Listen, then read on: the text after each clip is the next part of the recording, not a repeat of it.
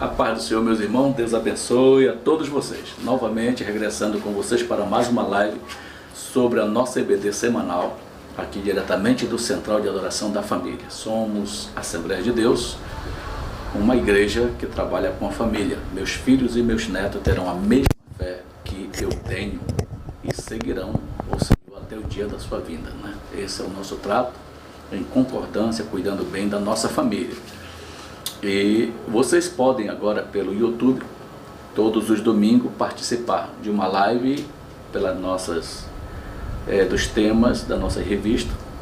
E hoje nós vamos dissertar, claro, resumido, o tema casados ou solteiros, eis a questão. É a lição de número 5 e é um tema que muita gente gostaria de saber. Já outros canais da nossa igreja estão dissertando essa temática aí, pastor Samuel Câmara, Felipe Câmara, e agora é a minha vez aqui no Central, porque eu sou o pastor aqui do Central de Adoração e eu tenho que também ajudar o meu rebanho, que cuido como pastor, tá certo? Eu quero, baseado nisso, deixar um versículo da Palavra de Deus, justamente do capítulo 7 de 1 Coríntios, que é justamente nesse capítulo que Paulo ele está tratando da vida dos solteiros, da vida dos casados, dos viúvos, vai tratando da vida dos divorciados também. E isso é muito importante para que a igreja ela comece a amadurecer dentro desses ensinamentos. O texto baseado de hoje é o que está no capítulo 7, 17 de 1 Coríntios. Ande cada um segundo o Senhor lhe tem distribuído, cada um conforme Deus o tem chamado. É assim que ordeno em todas as igrejas. Esse aqui é o versículo-chave, textual da nossa lição de hoje, certo? Aqui Paulo, ele está trazendo um entendimento do que estava ocorrendo na igreja em Corinto, em Roma. O que estava acontecendo, Paulo estava trazendo uma luz no túnel para clarear a mente dos nossos irmãos que estavam vivendo dias difíceis que não tão diferentes dos tempos de hoje. E esses tempos que a igreja estava vivendo, veio-se um tempo de esfriamento. Quizás pode ser por questão de acompanhamento dos pastores que ali estavam, talvez deixasse a igreja muito livre, não tivesse o acompanhamento de ensinamento, talvez que precisasse. Foi necessário o apóstolo voltar a Roma novamente, visitar ali a igreja e passar direcionamento para a igreja, a qual Deus o havia levantado para fundar. Certo? Então, a situação que estava ocorrendo não tão diferente dos tempos que nós estamos vivendo hoje, tá? Então nós vamos observar que os problemas mais graves da igreja em Corinto eram problemas sexuais. Os problemas sexuais. Paulo ele deixa uma palavra-chave cada um segundo o Senhor lhe tem distribuído. Significa que cada um tinha o seu dom, e este dom pela qual cada um deveria estar vivendo de acordo com a palavra de Deus nos estava ensinando. Cada um conforme Deus os tem chamado, e assim que eu ordeno à igreja e a todas as igrejas. Os esboços já traçados da lição de hoje, queridos irmãos, casar ou viver solteiro. Eis a questão.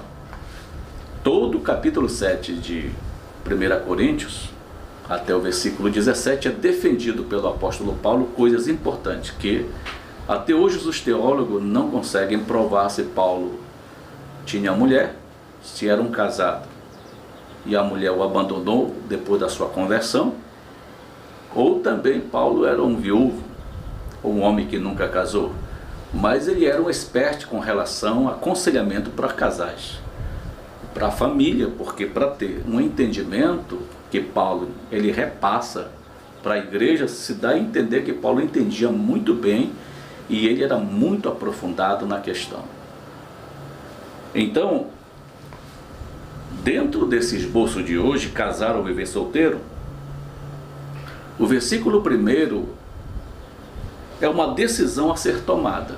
Quanto ao que me escreveste, disse Paulo, está no versículo 1 do capítulo 7, é bom que o homem não toque em mulher.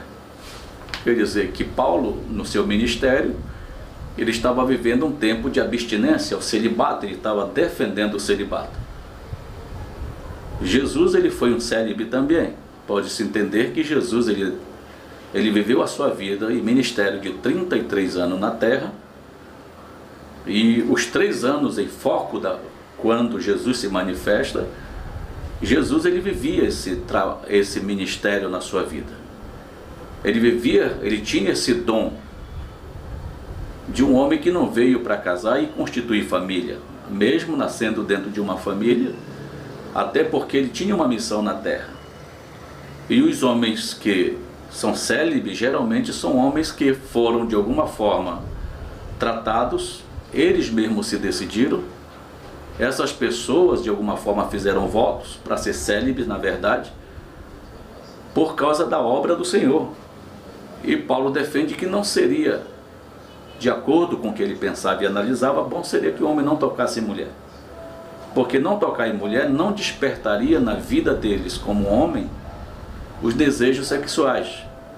Ou, se eles haviam feito votos, melhor ainda, porque se despertasse a vida de desejos sexuais, esses homens, eles teriam que casar. Explica Paulo. Então a propensão mais comum do ser humano é o casamento. Nesse versículo, Paulo trata da questão do celibato em contraste com o casamento. A condição de solteiro, sinônimo de celibatário, não é para todos. Não é algo a ser buscado a fim de obter benefício espiritual, mas algo a ser valorizado como um dom especial. Então observe que cada um deve fazer sua decisão conforme o dom que recebeu de Deus, no verso 17, 20 e 24. Alguns recebem o dom do celibato, outros recebem o dom do casamento, né? Então que homens que têm o dom de ficar solteiro, não é ficar solteiro se prostituindo e destruindo famílias, como muitos pensam e analisam, que não querem compromisso. Mas o celibato é para servir a Deus melhor. Mas tem também o dom do casamento, aqueles que não têm condições de ficar solteiro. São homens que decidiram por uma mulher, e uma mulher que decidiu por um homem na sua vida, para não ficar solteiro, certo? Alguns em Corinto argumentavam que a abstinência sexual os colocava em um patamar espiritual mais elevado. Paulo nega à igreja este caso. Segundo, há o que nós chamamos de fidelidade conjugal.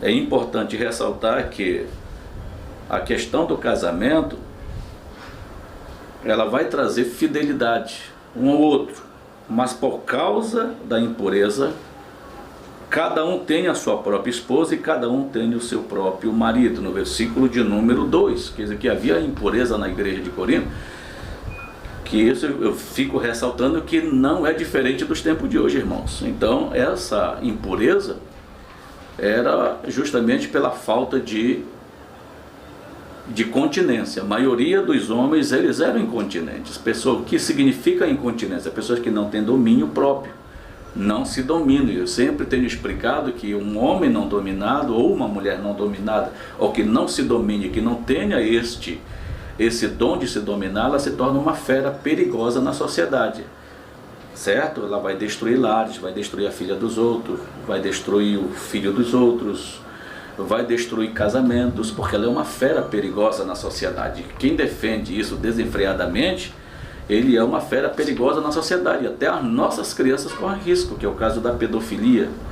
Não é verdade? Homens insaciáveis, que já não olham mais para as mulheres e agora defendem a pedofilia como algo dos seus intentos, certo? Então esse é o cuidado que devemos ter. Então, por causa da impureza, cada um tem a sua própria esposa e cada um seu próprio marido. Tá certo? Quer dizer que quando se tem o próprio esposo e a própria esposa praticamente se subtrai à impureza sexual, à imoralidade sexual da vida do jovem, da vida da moça, da vida de quem quer que seja que queira viver uma vida reta e justa. Ponto de número 3. A abstinência no casamento, que está baseado no verso 5. Não vos privei um ao outro, salvo talvez por mútuo consentimento, por algum tempo, para vos dedicar de oração, e novamente vos ajuntar-te, para que Satanás não vos tente por causa da vossa incontinência. A quem é casado, não existe abstinência sexual, certo? Não existe abstinência para quem é casado, principalmente quem ignora isso, que eu vou viver minha abstinência sem o meu cônjuge estar sabendo. Não pode existir isso. O meu cônjuge tem que estar plenamente convencido de que eu, na minha abstinência, ele também está abstinente no momento, para duas coisas: jejum e oração. Depois da abstinência, por jejuar e orar, o casal, ele volta à vida 2. Ele volta à vida 2, para que Satanás não os tente, porque o maior foco da tentação, meus irmãos, é justamente quando uma pessoa está com fome. Então, aonde foi que Satanás agrediu a natureza de Cristo? A natureza humana, justamente na ausência do pão. Jesus estava 40 dias e 40 noites jejuando. E quando Satanás chega para tentar Jesus, Jesus estava na abstinência de pão. Então, a abstinência sexual da vida de um homem casado e de uma mulher casada, exceto por orar e jejuar. E depois Paulo aconselha que o casal volte a se juntar numa só carne, para que Satanás não os tente, porque ficaria um vazio, ficaria um espaço onde Satanás agiria para destruir a vida do casal. E esse é o cuidado que tem que ter. O ponto de número 2, a questão de solteiros. No versículo 8 do capítulo 7, e aos solteiros e viúvos digo que lhes seria bom se permanecesse no estado em que eu também vivo. Certo? Quer dizer que existe solteiros, existe os viúvos, existe hoje os divorciados. Quer dizer que Paulo está dizendo: eu tinha um celibato por causa do meu ministério. E eu aconselho que solteiros, que viúvos e divorciados, eles ficassem como eu, abstinente de sexo, abstinente de viver uma vida de impureza na sua vida. Mas olha o que ele refuta dizendo: se é difícil permanecer solteiro no mundo de hoje, de modo geral, por vezes pode ser ainda mais difícil em alguns meios cristãos.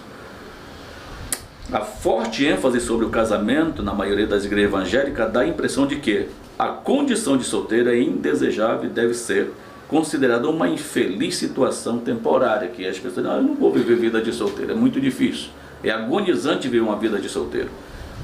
Então tem igrejas que usam ocasiões seculares como o Dia das Mães, o Dia dos Pais, para promover o sólido ensinamento cristão, e deve considerar a possibilidade de incluir também o Dia dos Solteiros, para ajudar a destacar o ensino de Paulo nessa área, que seria muito importante, porque hoje as igrejas, elas têm solteiros. Tem um solteiro viúvo na igreja, tem um solteirão que nunca casou, tem um solteirão que está também divorciado, certo? E esse Dia dos Solteiros seria necessário que a igreja promovesse esse dia, porque existe com certeza a pessoa certa dentro das igrejas, que pode se encantar com o solteirão, com a viúva, com o viúvo, com o divorciado, e ali de momento ocorrer um bom casamento. Pode acontecer um bom casamento. Então, Paulo defende a seguinte: solteiro novamente. No verso 10 diz assim: ora, aos casados ordeno, não eu, mas o Senhor, que a mulher não se separe do marido. Ok? Essa parte 2 dentro do nosso esboço. Significa que uma mulher, também na igreja de Corinto, é encontrada mulher que tinha marido ímpio. Imagine, as pessoas hoje defendem que não é crente, não comungam. E Paulo está defendendo que se tiver uma mulher dentro da igreja casada com um marido ímpio, que não conhece o evangelho, ele aconselha que não se separe.